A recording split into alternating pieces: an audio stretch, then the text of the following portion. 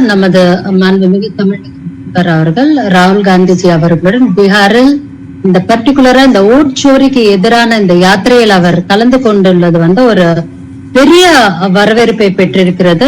முக்கியமா ஒரு கலைஞரின் மகன் அப்படிங்கிறது ஒட்டுமொத்த இந்தியாவுமே அவருடைய பேச்சை இன்னைக்கு ரொம்பவே எதிர்பார்த்து இருந்தது. அந்த களத்தில் ஒருவர் ராகுல் காந்திஜி அவர்கள் எப்பவுமே நம்மளுடைய மாண்புமிகு முதல்வர் அவர்களோட ஒரு சகோதரத்துவ உணர்வோடு, அது போலவே நம்மளுடைய முதல்வரும் ஒரு சகோதரத்துவ உணர்வோடு தான் இவர்கள் இருவருமே பழகி கொண்டிருக்கிறார்கள். அது இன்னைக்கு அந்த கெமிஸ்ட்ரி ரொம்ப கிளியராவே தெரிஞ்சது. கூட்டணிகளுக்கு அப்பாற்பட்டு, கட்சிகளுக்கு அப்பாற்பட்ட, ஜாதி மத இன வேறுபாடுகளுக்கு அப்பாற்பட்டு அப்படின்னு சொல்லுவாங்க இல்லையா, அதுக்கு எல்லாத்துக்குமே அப்பாற்பட்டு அந்த ஒரு இணைதல், ஒரு புரிதல் அதுல தெரிஞ்சது.